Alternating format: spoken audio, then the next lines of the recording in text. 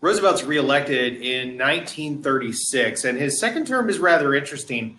The first thing to notice about it is he was worried that the Supreme Court was going to overturn some of those more radical Second New Deal programs like the Social Security Act.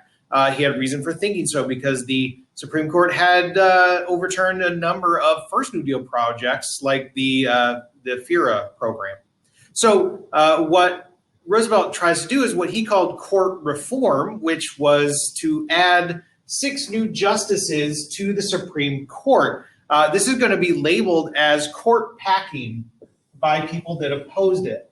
Now, what Roosevelt said is that there were of the 9 Supreme Court justices, 6 of them were over the age of 70. And this was a time of radical, rapid movement. So he wanted to give them a little extra help so that they could process all of the things that needed to get done. But what he really was trying to do was get those 5-4 losses turned into 10-5 victories, because if he's adding 6 new justices to the court, he gets to pick the people that's nominated, and the Congress would support who he picked because they were Democrats as well, which means that the Supreme Court would have 6 new justices that supported New Deal programs, which means the conservatives, the 5 conservatives that were winning, the 5-4 losses would turn into 5 conservatives that lost 5-10 against the more liberal now Supreme Court. There is a backlash to this.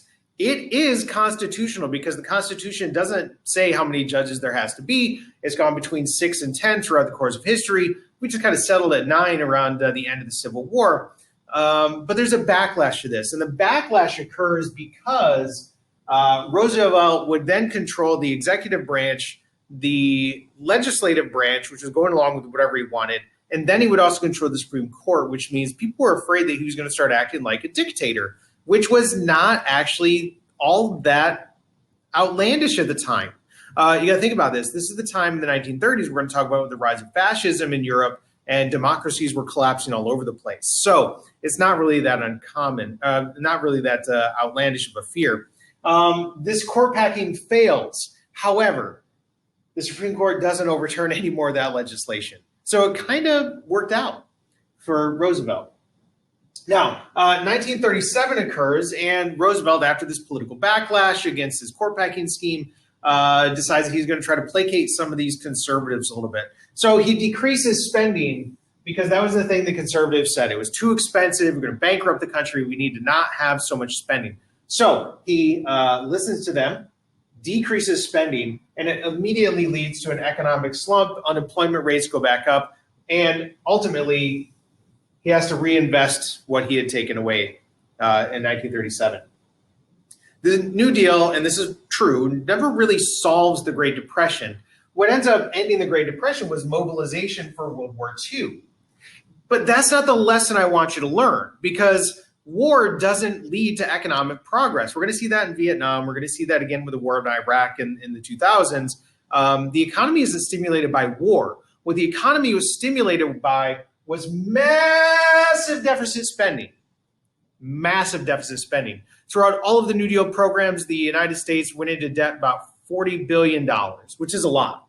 But that is over 8 years of spending on the New Deal. What the United States spent on World War II was somewhere in the neighborhood of $250 billion at the time. So it's that idea of massive deficit spending that kickstarts the economy, that gets the ball rolling again so that Americans can get back to work and the economy is going to boom. In fact, coming out of World War II, the United States is going to enter in what's called a long boom of the economy, where it's the most rapid growth in economic history, measurable economic history, for about a 20-year window.